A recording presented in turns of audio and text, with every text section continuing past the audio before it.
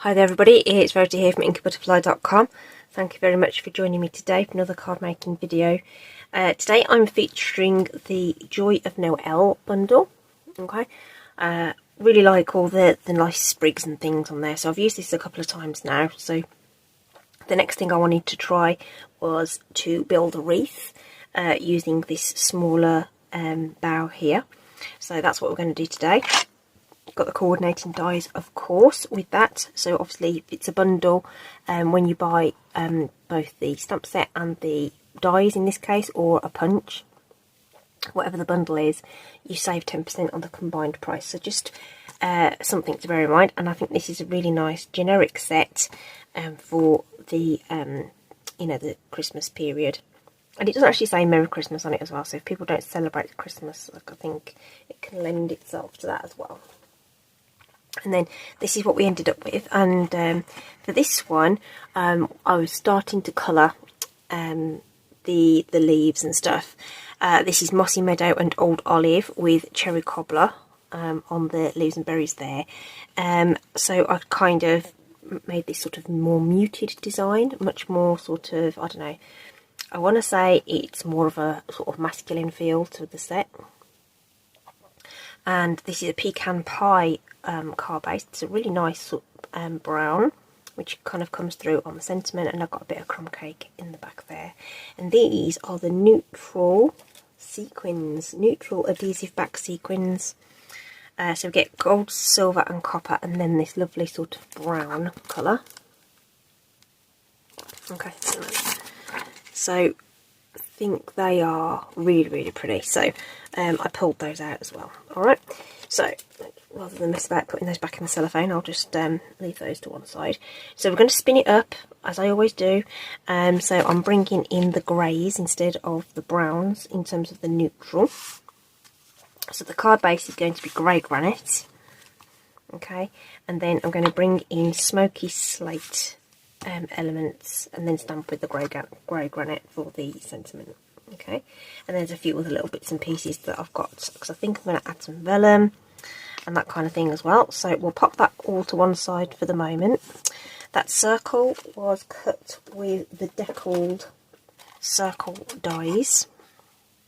This happens to be number 1, 2, 3, 4, 5, 6, 7, 8. This is the 8th die. You get loads in this set. Great big set of dies, which are really cute. Now you didn't have to put the circle in the background because it is mostly hidden, but at least the bit that is, though, is pretty. Okay, so depending on how you lay it out, you may not see much of it. You may want to skip it all together and just go direct on your card. That bit's sort of semi-optional, but I like something to give it some structure.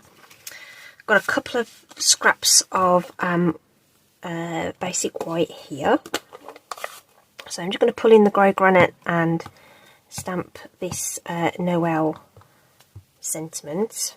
Let's make sure the ink has covered that. And we're going to be die cutting that out, so we'll just pop that there, and we'll get that die cut when we do the rest of the little bow pieces. So I'm going to pop that across. Well, actually, let's position the die on there and then put it on the cutting plate ready. So we'll cut this and the bow when it comes to it. Looks about right. So we'll just pop that in place, and that's to one side ready. Of course, just clean your stamps off. That's all the ink we need for that.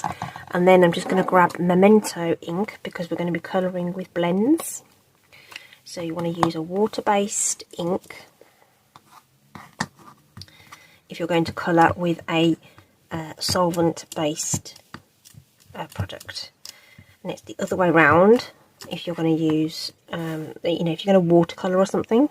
You're going to want to use a solvent-based ink like StazOn, and you do that so that they don't smudge. Okay, so that's stamped really nicely. I like to keep the Memento ink pad well inked, so I've always got re-inkers, so I always keep it nice and ready to go. So I think we'll zoom it in a little bit just so that you can see exactly which portions I'm colouring. and we're going out there with the colour combination. Okay, so just wanted to go for a really different sort of frosty look. So the first thing we're going to do is we're going to colour in the little sort of traditional shaped leaves, if you like, and we're going to be using the light pool party and the light soft sea foam. That's what we're using. Okay, I haven't lost my mind, it's fine. So I'm going to start with the soft sea foam, and we're going to drop that in on sort of one side of the leaves, trying to keep it consistent as to where the light might be coming from. So just pick a side, left or right, and just, or top and bottom, and just go with it. Okay, you don't need to worry too much about the kind of longs and shorts of it, or try and decide where the light's coming from. Just pick and go with it. So okay, right, I think I've caught them all. So that's just a little bit of soft sea foam. It's a really pale colour. Okay, and then we're going to blend those out with the pool party. Okay, and you're thinking, gosh, that's blue. But once it sort of blends in with the soft sea foam, so I'm going over the soft sea foam and the rest of the leaf, just colouring the whole thing. No rocket science at all, just colouring it in. Yeah, so it just sort of takes on this sort of green kind of hue. Wandered a little bit outside the line there, but because we're die cutting it, you're probably not going to notice anyway. Okay, so that was light and dark pool party that give us this sort of what I was going for was like a frosty green, that kind of sagey sort of green. So for the holly, we're using dark pool party, and we're using Lost Lagoon. Okay, so the Lost Lagoon is going to go down first to give them that darker colour in the centre. So I'm just going along the vein and just dropping a V in at the bottom, unless there's a line somewhere that sort of indicates it might need to go somewhere else. The little leaves, I thought there was another little one somewhere, there it is. There's not so much room, but just drop some colour in. No need to overthink it at all. And then we'll go over this with the dark pool party. So again, going over the whole lot, just colouring it all in.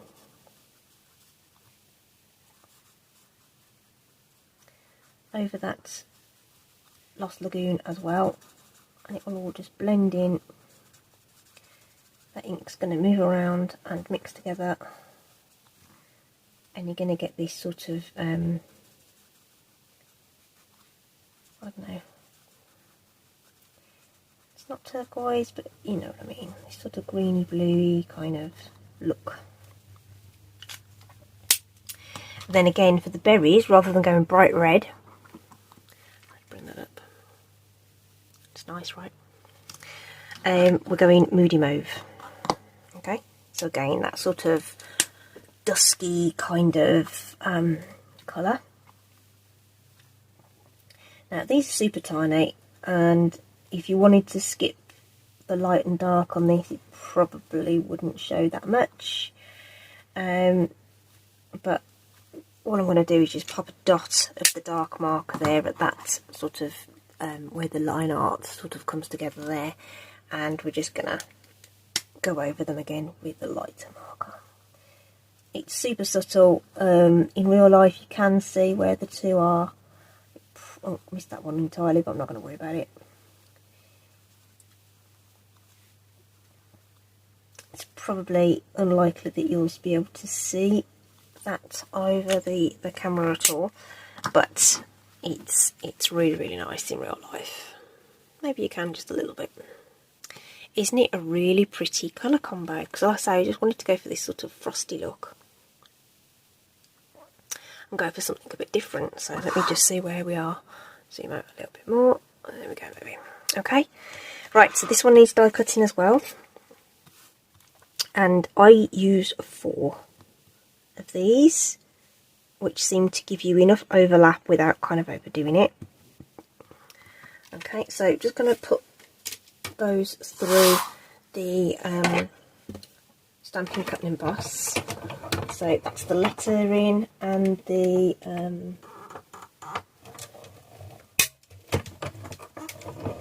that last barrel there that we just coloured. Just put that to one side. So I've already done 3 others, and if the keen-eyed amongst you will see that I did do some of the colouring the other way around on this one. So the darker leaves are these ones, where it's on these ones.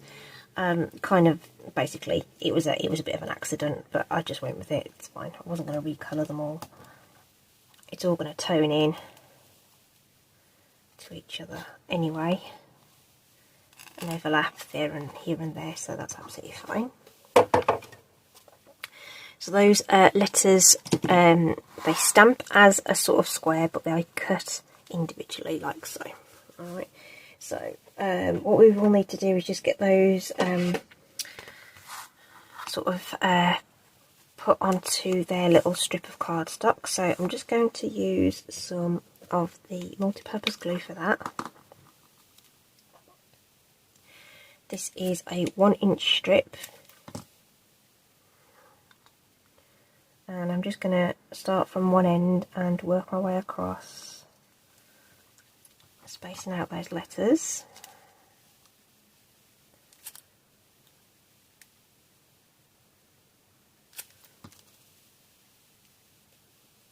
That little shreds of cardstock in the way, so I'm just going to put those along there. They've got a nice straight edge at the top and bottom, apart from the O of course, so it's quite nice and easy to spread them out.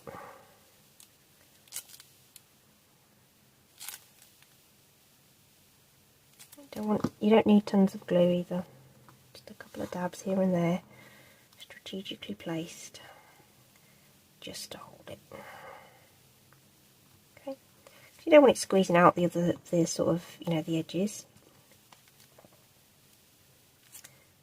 That's way too much, so I'm going to sort of almost use the nib of it to spread that out a little bit. I'm not squeezing any more glue out.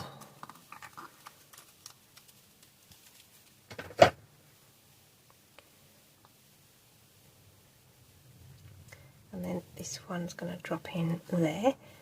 So that was the actual strip. I made it 4 inches long. But still, we could possibly just shave off just a little bit on the end there. So I'm just going to use my larger scissors just to shave off just a little teeny tiny piece.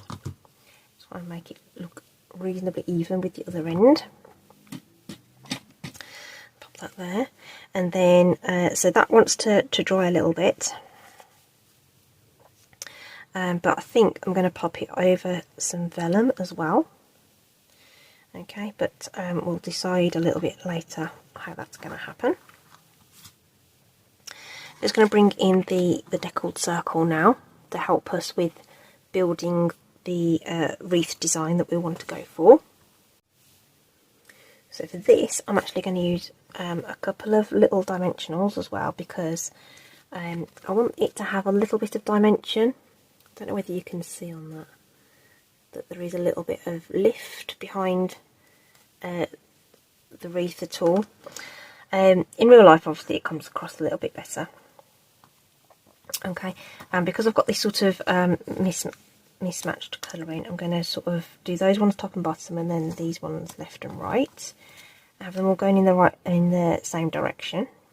What I was just going to play with was whether could you get away with 3. But I suppose it depends on how big you want the wreath to be.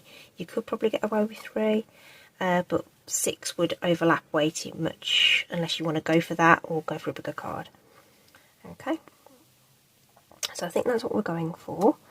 Okay, and then the dimensional is going to go on to the sort of outer tip, if you like, and I'm going to use the minis just so that they don't show so much when the card is on display. So we'll go there, there, there and there, and we can just pop the merest little piece of seal on the back of there just to help with that. Okay, so when we're placing them down, I'm not going to press hard until I'm happy with their positioning, so that will just give us a little bit of time for us to decide where everything's going to go. And I kind of went with having this sort of hang off a little bit, but the spruik's coming in. Okay, it doesn't have to be even necessarily. Okay, but it gives you an idea to sort of keep you on track. Again, not pressing hard until I'm happy that everything's placed where it needs to be. So that end needs to go under there. The dimensional might catch a little bit, but it shouldn't be difficult just to sort of ease that off and position this one in underneath, and then same with this one. And so it doesn't have to be even necessarily, just want it to have some interest to the shape.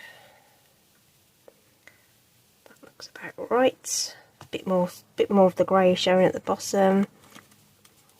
I don't think I mind too much. You might want to twizzle it around a bit, but I think that'll be okay.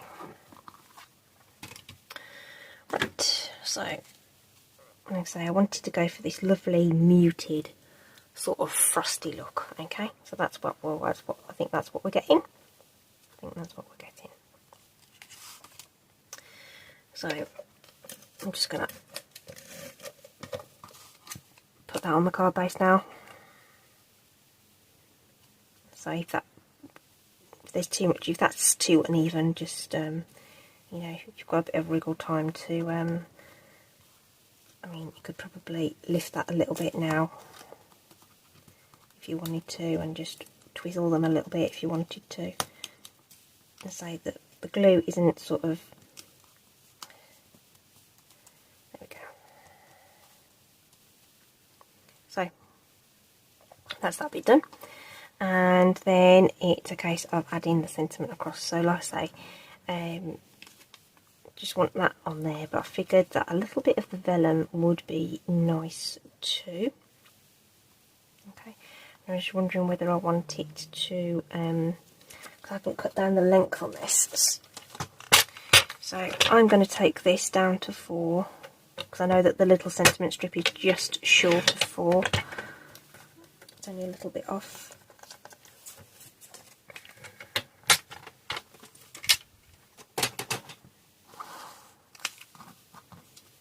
And we'll just put that down with some seal. Dry adhesive's better with vellum. Put that on there just so that you can see it. And I just want to eyeball a little bit. I want that top border to show, but I want the little bit that's sticking out on the other side to be even as well. So that's about right, I think. I say dry adhesive's better because the wet adhesive sort of makes vellum warp a little bit. It dries a bit funny. Okay, and then we're going to pop some of the, I'm going to use 3 of the larger dimensionals just in the centre to make contact with the card base.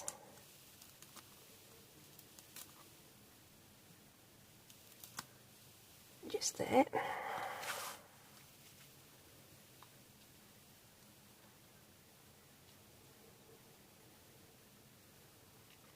I mean, you could put it underneath, but I think it looks really nice when it's sort of, you know, the whole centrepiece is basically the wreath and the sort of dressing of the wreath. I think that's going to go there. Okay. Oh, it's just so sweet with the same kind of, like, you know, bits of product, but just changing those colourways around. Now, don't know whether this is going to go on or not, but I'm going to tie it anyway, because this is lush ribbon. Absolutely lush. Okay, so it's really easy to tie the bows with as well. Get a nice tight knot. It's not going to come apart. Yeah, I think that looks really pretty and instantly makes it a little bit more feminine, in my opinion. I think it's really, really pretty. So I'm just going to grab a glue dot and add that in. Just tuck that in, and because it's sheer ribbon, it's not going to detract from the other little pretties that are already on there and the colours. I'd like that to sit a little flatter, but we can mess about with that off camera. Okay, so you can fiddle about with that a little bit. And then going back to those lovely neutral sequins, we've got these nice silver ones, okay, and we can pop those in as well, which is just going to really add some nice little detail to that as well. And kind of make it all pop together, bringing through that white a little bit as well, I think. Okay.